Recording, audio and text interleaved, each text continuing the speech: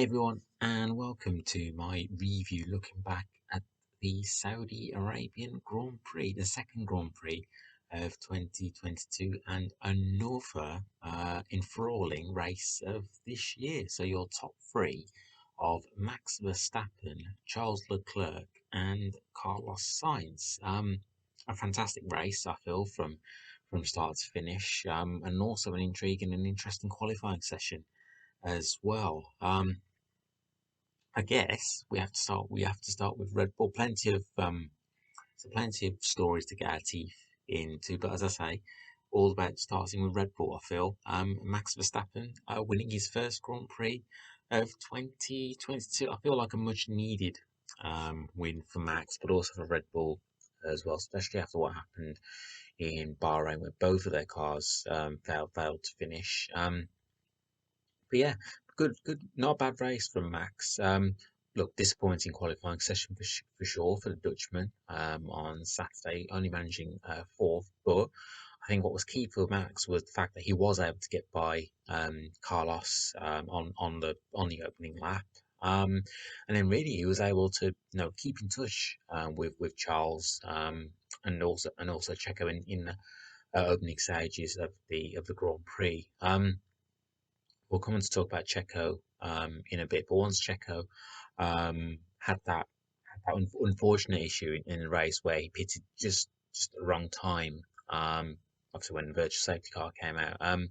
So that meant that Verstappen, Sainz, and Leclerc really, you could argue, got a free pit stop, and that enabled all three of them to jump Checo. So really, after that point, Verstappen was actually able to keep in close proximity to Charles. Um, and then, as we saw in Bahrain, we saw a couple of battles between Leclerc and Verstappen once again in closing stages in Saudi Arabia. But this time, it was Max Verstappen who came out on top for a moment. Although Verstappen did get by in the closing stages, he wasn't really able to pull away from Charles, and Charles definitely kept him honest, and it was quite a close finish between both of them in the closing stages of the race. But as I say, big result, big win for Max Verstappen, and that gets his 2022 seasons up and running. So we come on to I mentioned about Sergio Perez just now. So yeah, Checo, firstly, fantastic job in qualifying. We all all eyes you could argue were on Max, Carlos, also Charles as to whether it be one of those three who'd be in contention for pole. But no one really talks about Sergio. But give him credit where it's due. Unbelievable lap from Sergio on Saturday. Unbelievable effort, fantastic lap from the Mexican to put the car on pole. And on race day, he got off to the great start, the best possible start. He was able to stay ahead of Charles, and up until that stop where he pits. Well, it was unfortunate really in terms of the circumstances, in terms of them led to him dropping down to fourth. But up until that point, Sergio was driving a great race.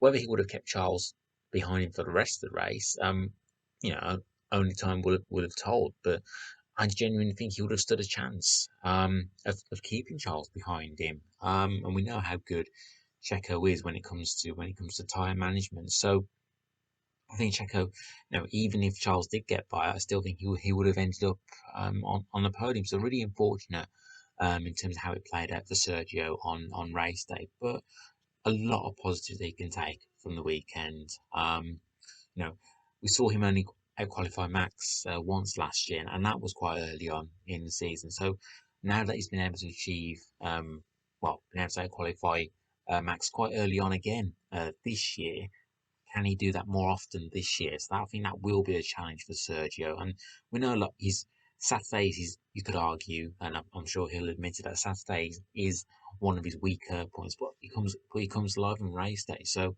the better he can qualify, the more of a chance he's got, I'd say, of being able to challenge for those podium positions and being right up there with Max and the Ferraris. So as I say, disappointment on Sunday for Sergio, but cracking qualifying on Saturday, and it's definitely a lot of positives that he and the team can take from Saudi Arabia heading into Australia. So we come on to talk about Ferrari and the Charles Leclerc Max Verstappen rivalry definitely continued from Bahrain, and no, I think it's going to be one of the rivalries to watch out for this year.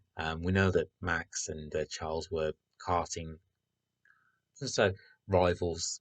I guess you could say that.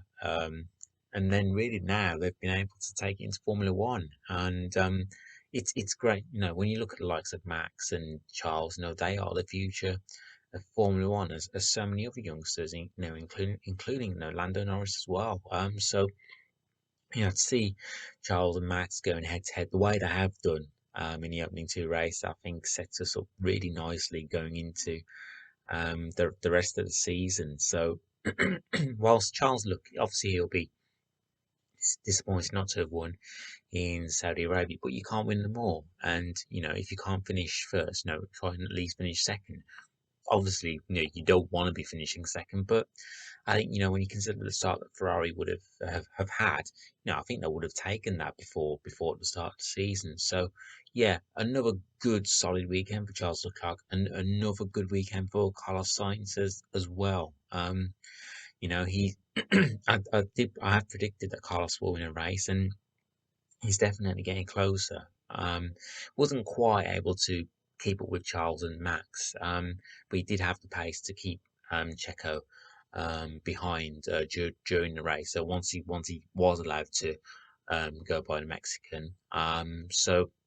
But yeah, another solid job from Carlos Sainz, and I think no, it's funny because there are some drivers who will go under the radar, and yet they're the ones who you know, who who deserve a lot of credit. And I think Carlos is one of those at the moment. He's just got to keep plugging away. And I think I think he's always, ever since he's been at McLaren, I think his stock has just risen. And I think Carlos will get opportunities to win races this year.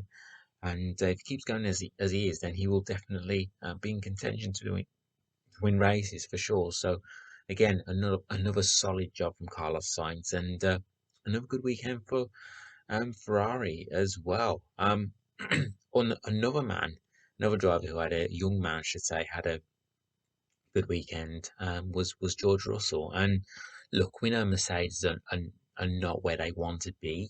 No, they're not up there with Red Bull and Ferraris right now.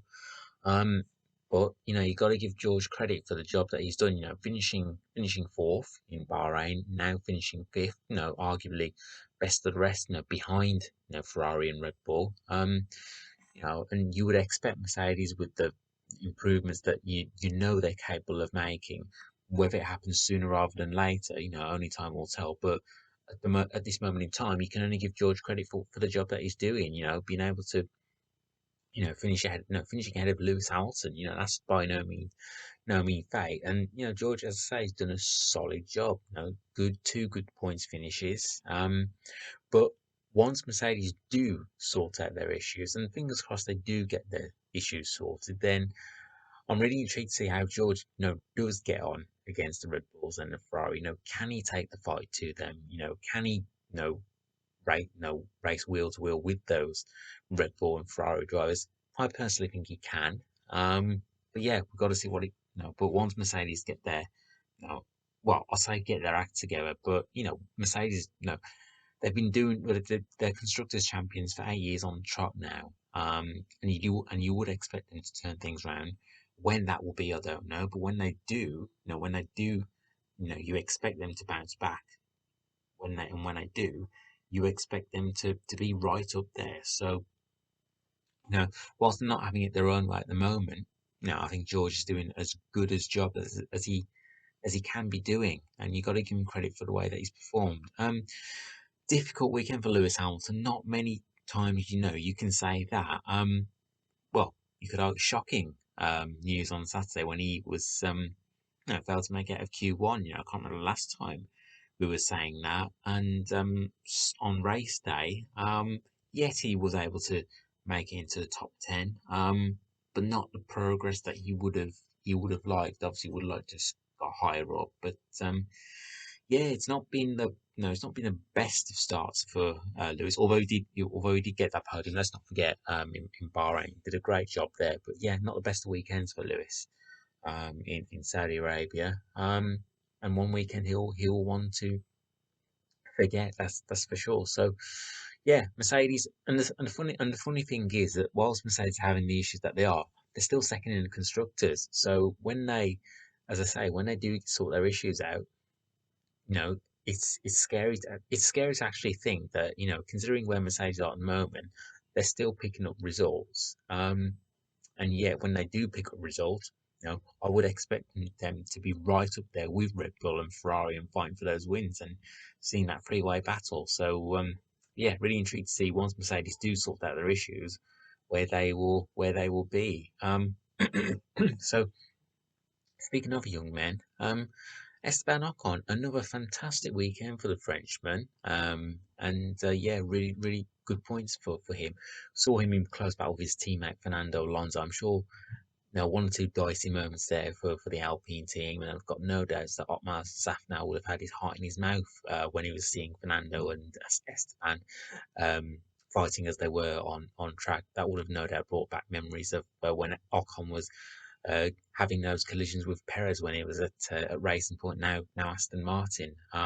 So I'm sure Otmar was having those moments when he saw Ocon and going head to head with Alonso. But to be fair, they kept out of trouble. I felt like from the replays that I could see, they felt like they kept it clean. Maybe too close for comfort, but they didn't crash into each other. That's the main thing.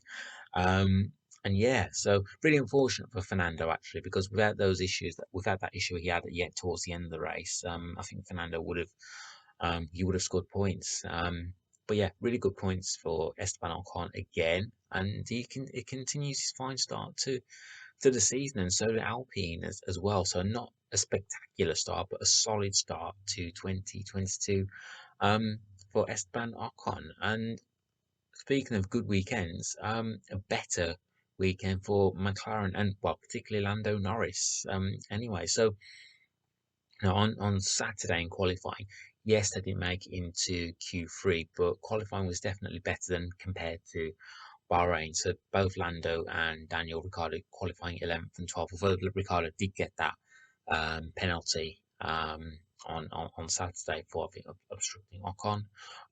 So he did get a penalty for that. But the qualifying 11th and 12th was definitely an improvement from where they qualified in Bahrain. And okay, Lando, you could argue, was able to take advantage of the retirements in front of him, but you got to be in that position. And Lando um, did a solid job, and McLaren are off the mark now. They've scored some good points, decent points in Saudi Arabia, and hopefully now that will give them the kick they need to, yeah, really, really build on that. And going to Australia, we know Daniel Ricciardo is home track.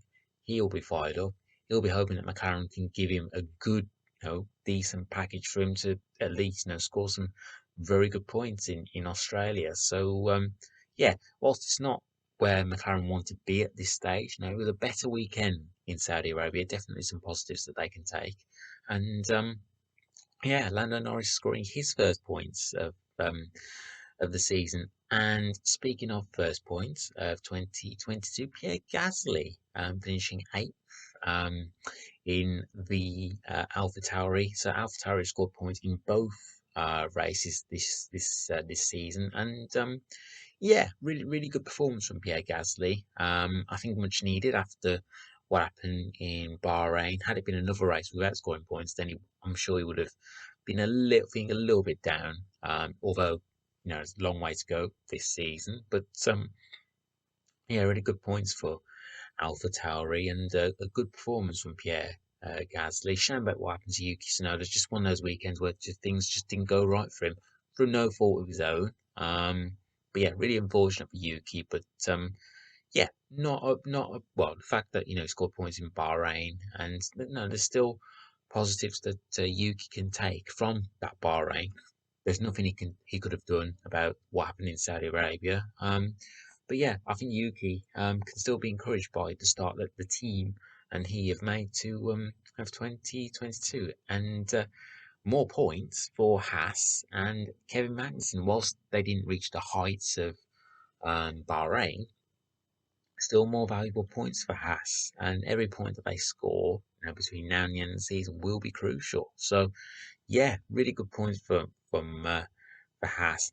Good performance from Kevin Magnussen as well, so making it into Q3 and really looking solid throughout the race. I mean, okay, he wasn't right up there challenging, but it's more signs of improvement for Haas, and definitely shows how far they've come. Particularly since particularly a difficult last 2 years they've had. And when you consider Mick Schumacher, who thankfully was okay after his horrific crash.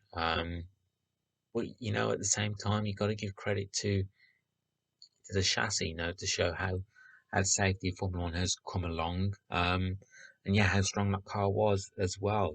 So it was great to see Mick okay, and yeah, things it could have been a whole lot worse. But as I say, thankfully Mick was okay, and it was good to see him in the paddock on race day, and I look forward to seeing him on in Australia.